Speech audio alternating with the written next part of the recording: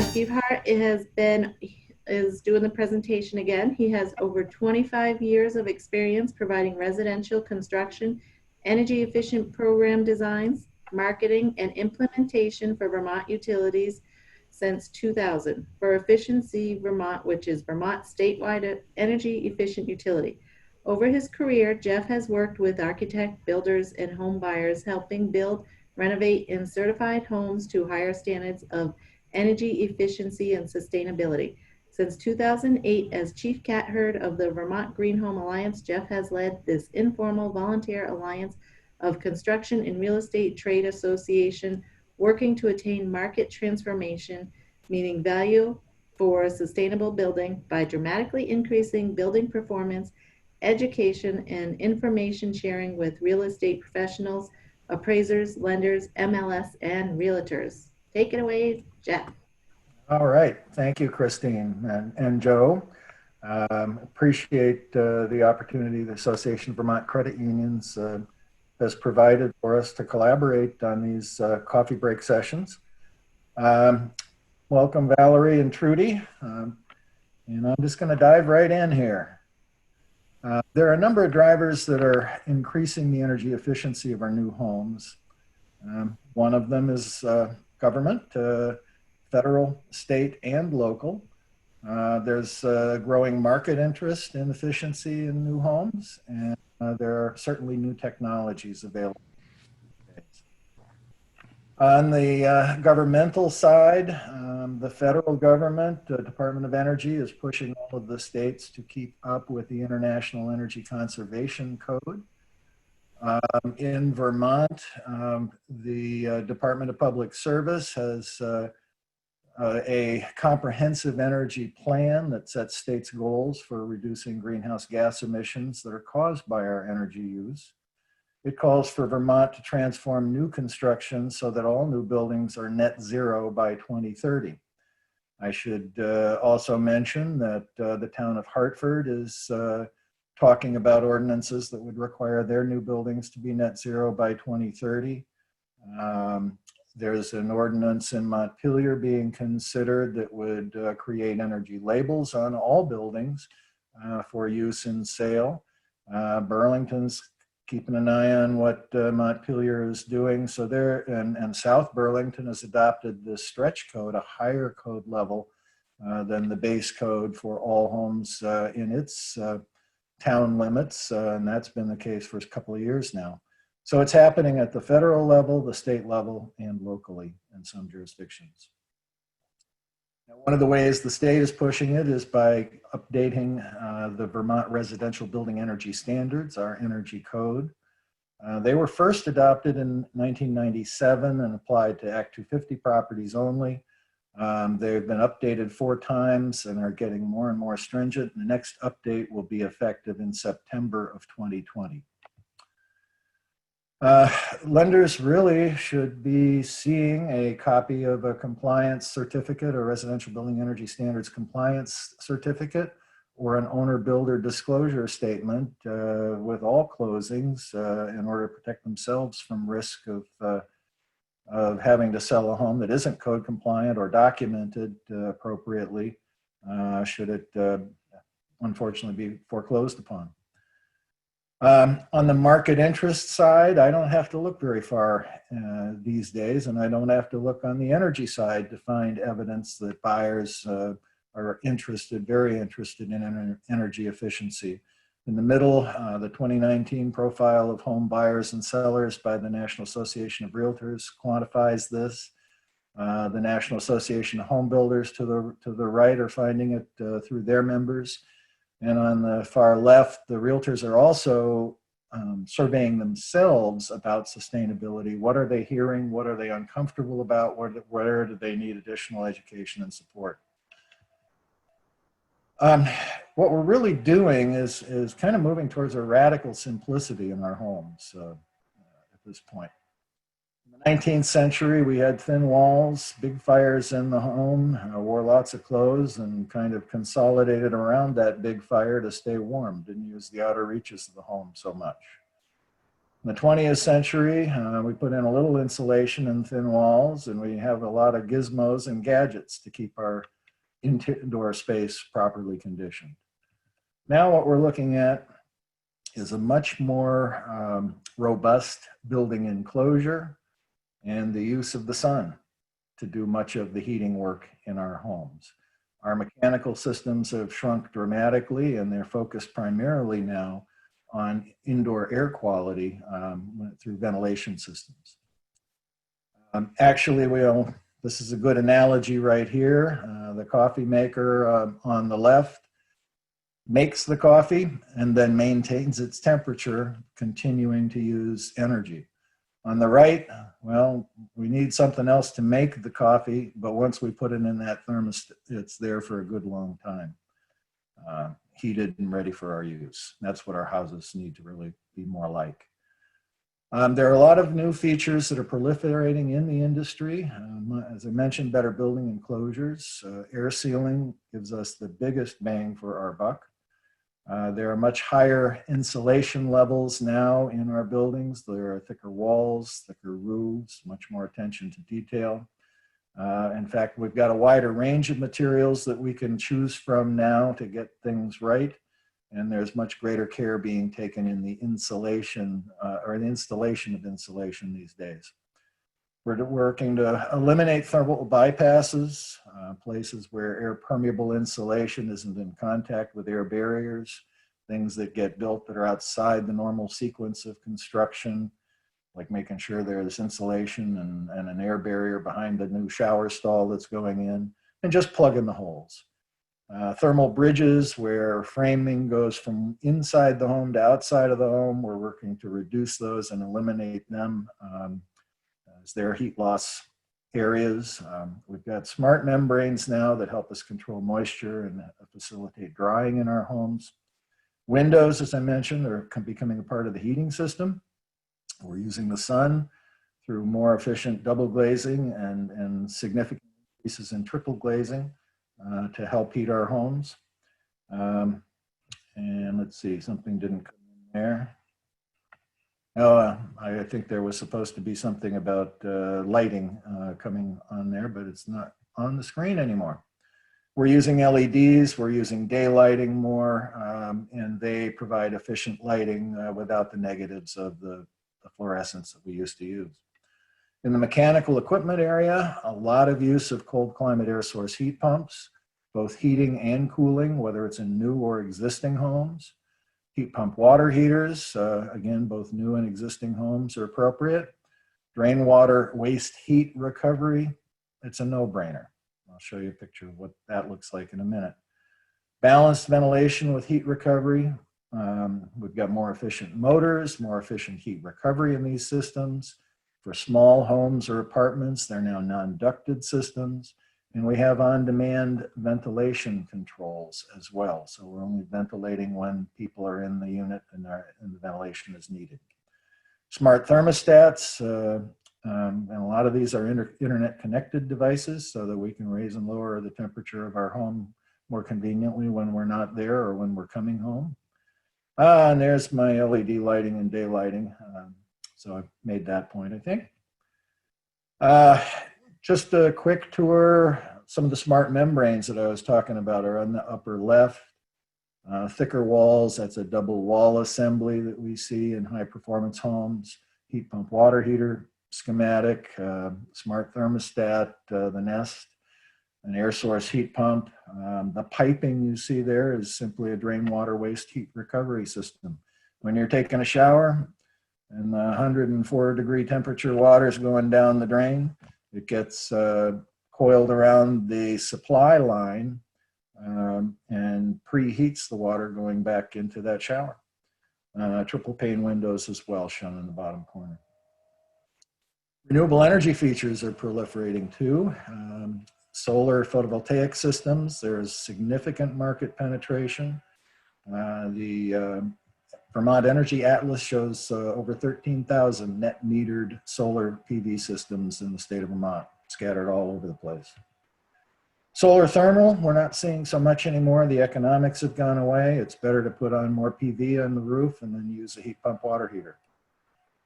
Wind is appropriate for a few locations, often over closer to the Lake Champlain, but we do see it from time to time. Growing now are battery storage systems to store site-produced energy. Tesla's made a big splash with their system. And electric car charging, using our renewable energy to green our transportation. Bioenergy, pellet boilers, stoves, advanced combustion wood appliances also are seen in high-performance homes these days. So Efficiency Vermont does have a residential new construction service. It's a prescriptive service. We have specifications in the little booklet on the right. And the incentives spelled out for the 2 levels of certification that we offer. We provide expert technical support. We assign an energy consultant to review your building plans and provide technical advice and recommendations for cost-effective, efficient features and techniques. We actually modeled the home using a home energy rating to be able to forecast the energy use and cost and help fine-tune the design. On a quality control side, there are home inspections, post-installation and pre-drywall. We're looking at the air sealing. We're looking at the quality of the insulation installation. And at completion, there's a final inspection, which includes air tightness testing with a blower door. We don't guess, we measure. For successful completion within Efficiency Vermont's new construction service, we provide documentation, the code compliance certificate, a home energy rating certificate, and I'm going to speak a little more about that in a minute. And we also provide other home certifications, whether they're in-state or national. And we pay rebates of up to $3,000, again, for successful completion, rebates from Efficiency Vermont. There are additional rebates available from Vermont Gas Systems and from the Washington Electric Cooperative for their customers. Efficiency Vermont's Residential Energy Services Network certified trained energy consultants use their building science training, the diagnostic tools like a blower door or infrared imaging, and testing to ensure the homes that we certify meet the appropriate standards. What are the things that we can certify? The third-party verifications and certifications and ratings available. At the highest level in the state, Efficiency Vermont certifies homes to a certified high-performance home standard. This is a zero energy ready home. We've done all the efficiency that it makes sense cost effectively to do. And if we want to be a net zero energy home, then we need to add renewable energy to offset any purchased energy with renewable produced that's on site. So generally that certified high performance home also gets the U.S. Department of Energy's Zero Energy Ready designation. Some of our homes are participating in the EPA Indoor Air Plus certification. Others are getting the Energy Star Home Program certification. And at the lowest performance level of certification, the Efficiency Vermont certified home meets the higher energy code compliance standard of the stretch code. And let's see, a home energy rating system index score is also provided. All of this is available at no charge to the participant, whether it's a homeowner, a builder, an architect, in the state of Vermont building a home here. On the other side of the line here, we have the Vermont Energy Investment Corporation, previously a Burlington nonprofit, now a Winooski nonprofit. VEIC can certify to green standards for a fee. The fee actually is normally less than in other states because of all of the other things that are available for free from Efficiency Vermont. But the VEIC, using the same energy consultants, can certify to the U.S. Green Building Council's Lead for Homes standard, to the National Association of Home Builders National Green Building Standards. And we have 2 large developers in the state of Vermont that do all of their homes with the National Green Building Standard, Snyder Homes and Sterling Homes. And let's see, also the Passive House Institute US, that is a very quickly growing standard and is the most rigorous efficiency standard in the US. So I want to talk a little about efficiency ratings, asset ratings versus operational ratings. An asset rating is very much like the mileage sticker on a car, based on how you drive. An asset rating estimates energy use based upon the home's physical characteristics, the airtightness and insulation, the windows, the equipment, space heating and cooling efficiency, water heating efficiency, lights and appliances, and average use. Where an operational rating provides energy use based on the cost, the use and cost based on occupant behavior, number of occupants, and the energy use of those occupants can vary quite wide. And of course, weather may be very different one year to the next. So all of those things can enable an operational rating to be far from what, say, the next buyer may experience in the same home. Asset ratings essentially remove the variability of occupant behavior, and they normalize our annual temperatures to better enable comparison across homes. So the asset rating we use for new construction in Vermont's residential new construction service and Efficiency Vermont service is the Home Energy Rating System Index score. With this score, more energy is indicated by the higher numbers, less energy, lower numbers. And in fact, a zero energy home would score 0 on this scale. And what a Home Energy Rating Index score is doing is it's rating the home to be built versus the same home built to the prescriptive specifications of the 2006 International Energy Conservation Code, or reference home. So the reference home's at 100 points. For our current energy code, we can use a home energy rating to document code compliance. And for compliant HERS index scores for the base code, we would need to see a score of 60 points or less. For the stretch code, 54 points or less. This is an energy rating certificate. You can see the HERS index score in the upper left, the 55 in this particular one. And it provides a lot of the information about the insulation, the area of the home, the square footage, the number of bedrooms, foundation type, insulation, equipment. It really describes the home in the certificate. In the upper right shows the energy use and cost.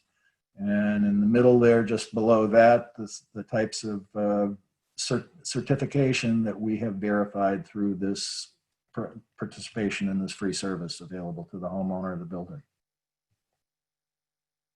What's it been doing over the years? Well, as you can see, when we look at the index ratings, which started in 2006 and became fully the only rating type in 2007, the residential new construction service and its participants have been dramatically increasing the efficiency of homes. The numbers just keep going down in terms of the index score. And again, 0 is where we need to be, 0 or below. It's not just it's a Burlington thing. It's happening in virtually all of our counties, except for Essex. You can see a consistent and steady decline in the HERS scores, which is what we would like to see. On the economic side, this analysis is showing in the 2015 energy code, base code level, an example of a home at $259,000. And you can see the down payment amount. I think this one was done with an interest rate of 3.875%, a little high for what's going on right now. But essentially what you have was the home price, no incentive for just building to the code, the mortgage amount remaining, and the monthly payment on that mortgage. Now in the next column to the right, You've got the Efficiency Vermont certified home, which is our base level. It costs $10,787 more to build that. And so you can see there's an increase of $34 in the monthly mortgage payment. However, in the energy cost side of things, there's a reduction, and a reduction of $44 in the energy use. So when you put the monthly mortgage payment together with the average monthly energy costs, what you can see here is that we've got a positive monthly cash flow of $10. So we've got a better home, more comfortable, more durable, a higher mortgage amount that the lender will earn more interest on, yet a better home and a total cost of construction to the buyer. It's not as dramatic as what we saw the other day when we look at existing homes, but we're talking about doing this from a base code level, which is already fairly high because of the continual ratcheting up of that code in the state. So now we take a look at the certified high performance home. It costs even more to achieve this performance standard, $14,000 and change. Increases the mortgage payment over the original monthly mortgage payment by $46. Yet because we've reduced the energy consumption even more, we wind up with a positive monthly cash flow and lower total cost of ownership for that homeowner of $37.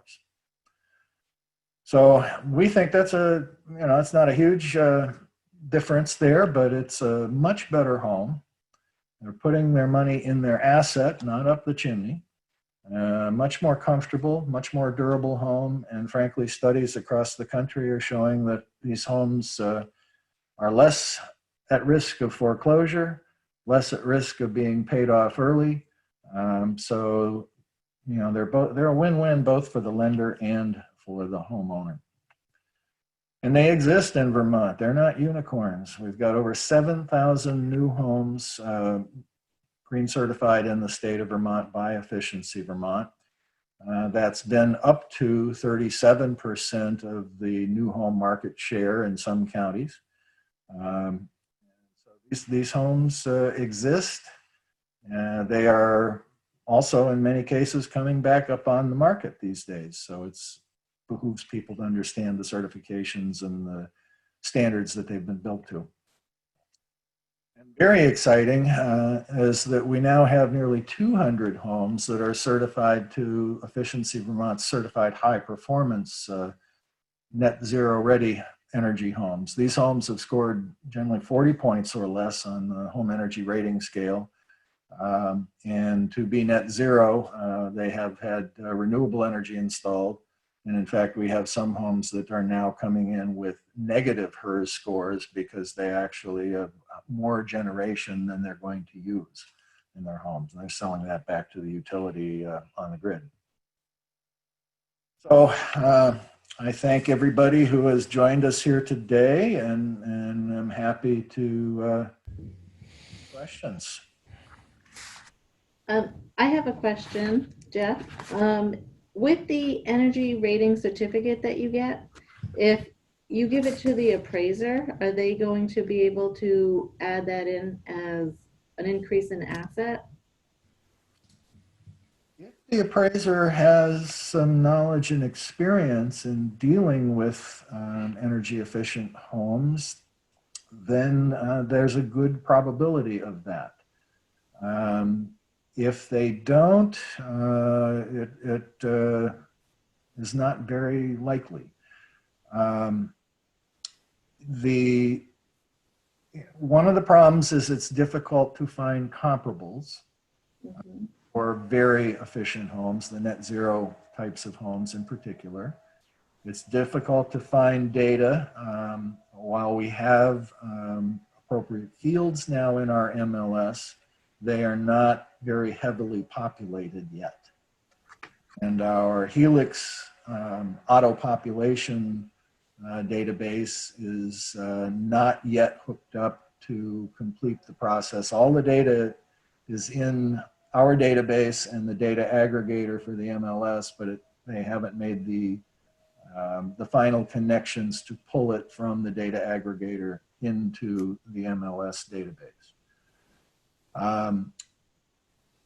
An appraiser with the appropriate training, though, should be able to take that information. The certificate is only part of the HERS report, and one of the other parts of the HERS report compares the home as built to the home, not at that 100-point reference home level, but to the code level, so that we can get an actual energy savings or forecasted energy savings, based on the home as built versus code. Utilizing the income capitalization method of appraisal, a knowledgeable appraiser can monetize that energy savings income stream and use it to adjust for sales comparison deficiencies in describing and developing an opinion of value, contributory value. Thank you. But yes, it's possible to do that. And the other thing about that certificate is it itemizes the particular features that affect the efficiency of the home, so that you can see where those features exceed the cost of building to the code level. And then a knowledgeable appraiser that is comfortable using some of the books that are out there that help us derive value based on cost. And cost doesn't always equal value, but like the SWEET catalog and all these other things that professional estimators and appraisers use, they can use that home energy rating information to get an estimate of the additional cost of construction, and can utilize that again as another adjustment tool to the sales comparison approach that's very helpful when you don't have a real good paired sales analysis set up in your homes or in a particular market area. So my question was going to be similar, Jeff, but maybe the ladies on the line, will have more, because they're all touching lending, more experience or more awareness of this than I do. In that, as you were talking, I was wondering, along the lines of what Christine was saying, but a little bit different. I was wondering if there's any data that gets tracked at all by, I don't know, realtors or whoever else, that equates to homes that have been built a certain way, or just even homes that have had efficiency improvements over the years. Something that's not necessarily blatantly obvious to a buyer, like solar panels on the roof.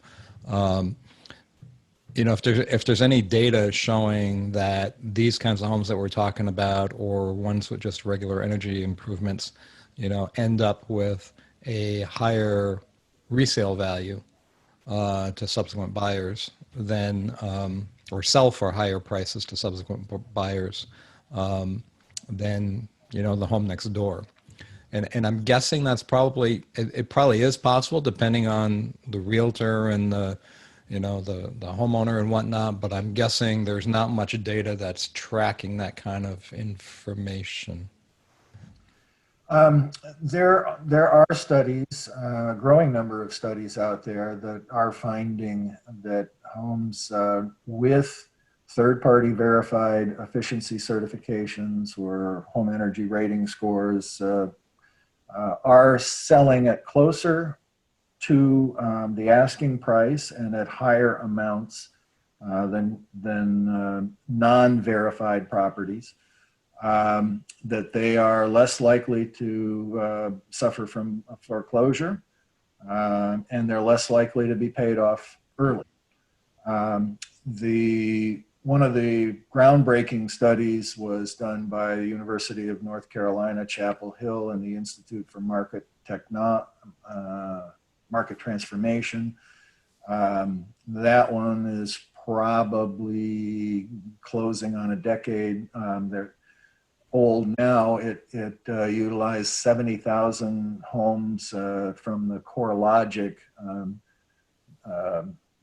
MLS program databases. Freddie Mac just released a follow-up study that was conducted with again, the Institute of Market Transformation was involved in that. And that is an even larger data set. At our Green Real Estate Symposium last October, Dan Tacona with Freddie Mac presented that paper. And again, it is finding higher sales prices, less time on market, all of those things are, again, there are quite a few other studies. Later today, I'll be in a meeting with the Department of Public Service and stakeholders from across the country, or Vermont, to talk about an energy label for existing homes. We have a couple of slides that will be looked at in that show these studies all around the country. I could get a copy of a couple of the slides and pass that on, which provide links directly to these studies. You know, and the results both nationally and internationally where energy labels have been available at time of listing or time of purchase. Thanks.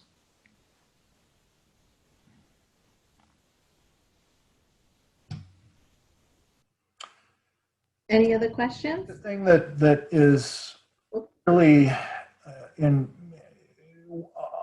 along with trying to work with lenders and appraisers, we're also working with the builders and the homeowners to discuss how to engage lenders and how to convey that you have something different, particularly when you've got that net zero home. You've got something quite different than the homes that are in the market.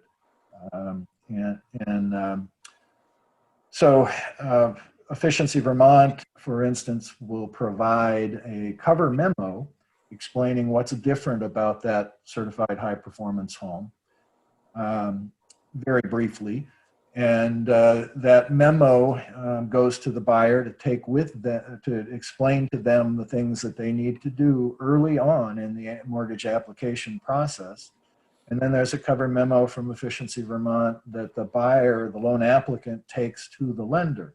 And it explains again, what's different about this house and where can you find an appraiser with some rigorous education about appraising high performance buildings.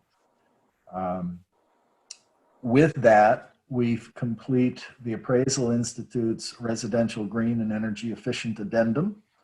And we're now doing that for all homes that are participating in Efficiency Vermont's residential new construction service. We complete that addendum, and that addendum is basically an amendment, an addendum to the Uniform Residential Appraisal Report, the URAR, has their line, or the Form 1004 has one line item for energy efficiency information. So the Appraisal Institute has developed this addendum to capture the rest of the information we can't get into the URAR. That information then is accompanied by, and much of the information actually comes out of our home energy rating index score process. So that whole package, we're talking to the builder or their buyer and explaining how this needs to be brought to the lender early on, so that when the lender is ready to hire an appraiser, they can find someone that has the qualifications and the training and skills available. We have a very limited number of appraisers in the state that have significant training in this area. I think our number is 8 at the moment, and the Appraisal Institute's Valuation of Sustainable Buildings Professional Registry is only showing 7 of them. There's one that lives in Littleton, New Hampshire, Amy McClellan, Milne Allen Appraisal Agency, and works both sides of the river, but the way the Appraisal Institute's database is working right now, it's only showing an appraiser in 1 state. So we have 8. That's not a tremendous bragging right, but it's actually more appraisers with this level of training than exist in any other New England state. Nice. Valerie, did you have a question? Well, I think Jeff covered, honestly, a lot of it. So thank you, Jeff. You know, it's kind of the chicken and the egg situation. We are very comfortable when provided these types of energy, this type of energy efficiency information in backing that into the debt ratios so that it'll help somebody qualify for the loan, obviously. And, you know, you've mentioned the appraisers, and Jeff, you've heard us say it at VSECU now for years. 7 or 8 is just not enough. It becomes so costly. And we literally just had one in the last 3 weeks where the borrower is balking on paying the cost associated with getting that green addendum because there's so few of them that when we have to choose one of those 7 or 8, that person has to go off and learn the community in which they're getting ready to appraise. So they sometimes have to charge more, multiple days worth of work. And then that equates to a borrower saying, you know, forget it. I don't need that equity. Let's say it's a refi. I don't need the house value to come in that high. I just need to come in high enough. I'm not spending $1,000, $1,200 to make that happen. Let me do a $500 appraisal. And now we've just lost a comp potentially. Or an opportunity to build yet another comparable property to be used for the next one down the line. So, you know, we continue, you know, we've kind of kicked the tires on saying, and I think, Jeff, you're aware of it, kick the tires on saying that, you know, when these appraisers renew their licenses, of course, they have to provide all that information to us as well, that we're going to state, you know, we're not going to have you be an appraiser for VSECU unless you can fully support the loans that we lend on. And the reality is, Jeff, we can't take that step. We would lose all of our appraisers. So it is, you know, realtors have got to sell energy efficiency, and appraisers have got to get on board with being qualified to do the type of appraisal that our borrowers need. And then your comps will happen. And so anyway, that's me on my soapbox. It's the same thing we've been talking about for literally for years, and we haven't been able to solve. Valerie's absolutely right, and the chicken and egg we're still struggling with. I think the last section in this series is on the Vermont Green Home Alliance, and it's essentially an association of associations that's working on these issues. VSECU is a member or participant in the Green Home Alliance and has been really one of the leading financial institutions in terms of looking into how to finance efficiency improvements in existing homes and solar and electric cars and all of that.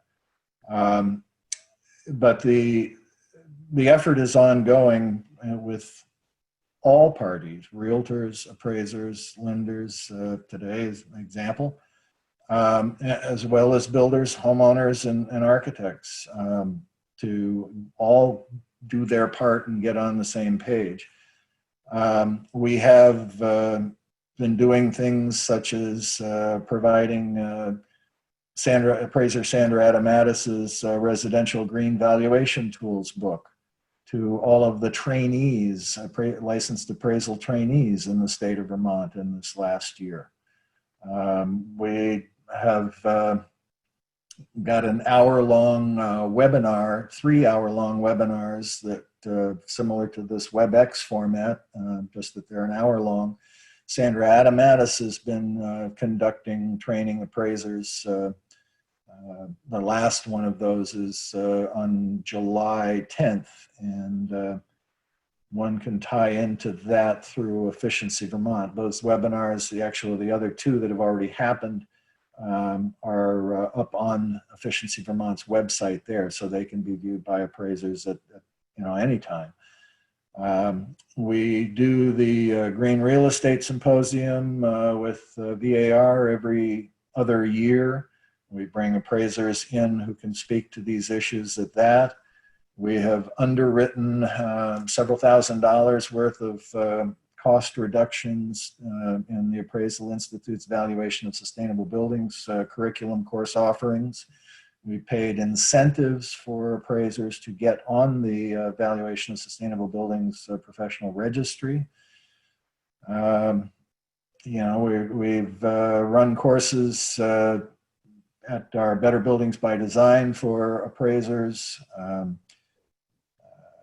assisted in the development of an online course that is still licensed in the state of Vermont through Calypso Education. You know, we keep trying, we keep banging our heads against the wall, and I think we're going to make some more progress, but it's been very slow, admittedly.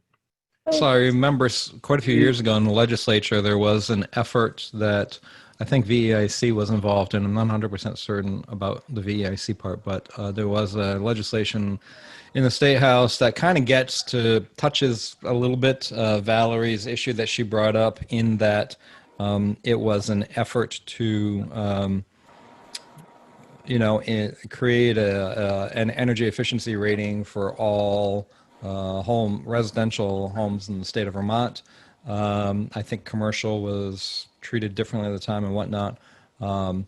And it was going to happen at the time of sale, having an energy efficiency audit of sorts, if it didn't have one already, so there would be a certificate for each home. But the lending community, as I recall, all of us, had some concerns about it, not about the efficiency rating on the property itself and that concept and everything, but and I don't remember the details now because it's quite a few years ago, but something about the mechanics of it was going to cause issues for concerns for the lending community. So I know, that went off its intended rails or whatnot at the time. Have you? I know PACE financing was a concern for some lenders, us right. Certainly. There was that too, yes. Yeah, and I wonder if, if the league can do something to help this message blossom throughout the credit unions in Vermont.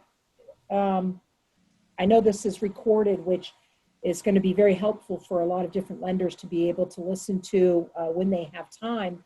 But if we maybe have even more lenders get really in tune with the benefits of a mortgage on a home that is more energy efficient, right, then maybe that will help push more appraisers and more realtors and, just push the other partners in that process. That's all. I mean, I feel like I can talk till I'm blue in the face to appraisers, and I do.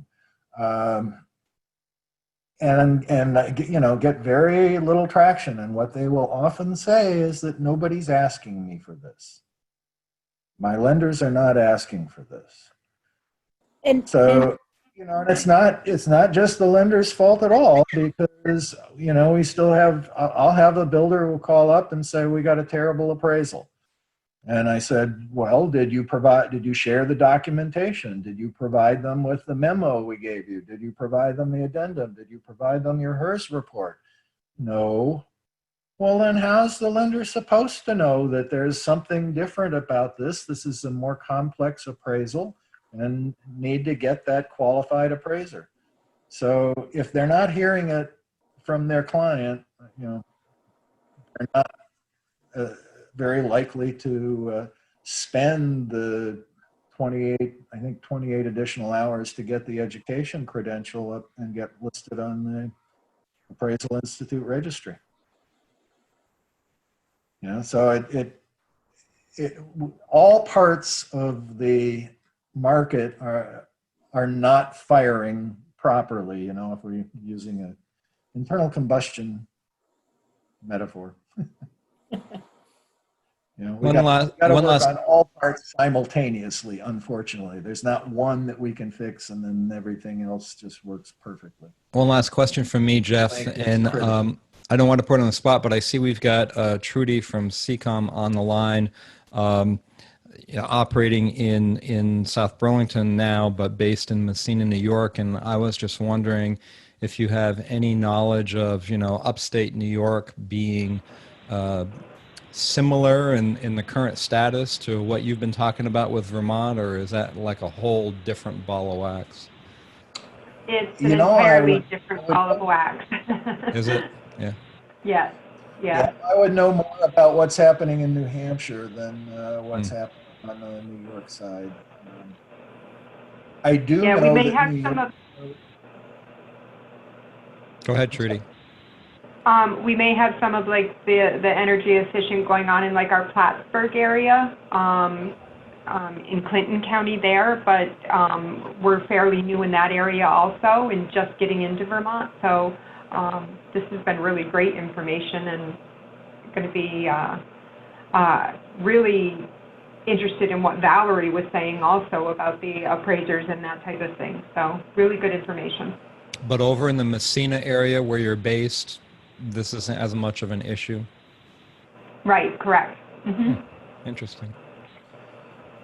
Yeah, in New York, efficiency programs are operated by NYSERDA.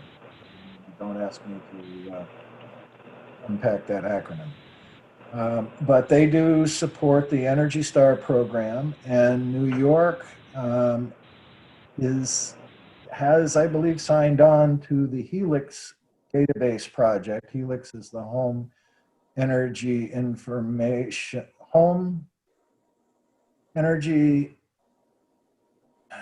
label information exchange. So it's a database that all of the New England program, efficiency program providers in New York State through NYSERDA are going to be putting all of their certifications and scores that are third-party verified into this database. And then the MLSs across New England and New York, when entering a listing, can ping the Helix database, see if there's data there. If there is, they can choose to auto-populate it into the MLS. So hopefully that will improve the accuracy of the information that's in the MLS. People don't have to go through the paper and figure out where to put what. It can just be pulled in there. And as that information is available, whether or not a home is up for sale or not, that information will be viewable, searchable, so an appraiser can have a better shot at finding comparables with its use. So New York is involved in those, aspects. Whether New York homes are meeting the stringency levels that Vermont has been able to achieve, I don't know. But the other thing I would point out, Joe, is that there is currently a state-led effort to develop and promulgate a building energy label for existing homes. There are debates about whether that, Montpelier wants it to be mandatory. Most of the state is talking about it being voluntary. The voluntary mandatory may become less important as it appears that we may have a way to create a label, an effective label without cost through use of big data. So it's, that's something later today. There's the residential building energy label working group meeting to discuss this very topic. It isn't going away. Well, thank you. Vermont's role, I'd also like to clarify, Efficiency Vermont's role is not as an advocate so much as a resource to, if the state decides to do something, a municipality decides to do something, the question that we get asked is, how do we do that then? Mm-hmm. What's needed to accomplish that? So our position really is that we want to be engaged and involved in dialogue with all the stakeholders to figure out what's the best way we can make this thing work. Well, thank you, Jeff. I really appreciate your time and everybody coming. Again, it is recorded, so we'll be sending it off to you. And next week we have another series of coffee breaks, and hope to see you then.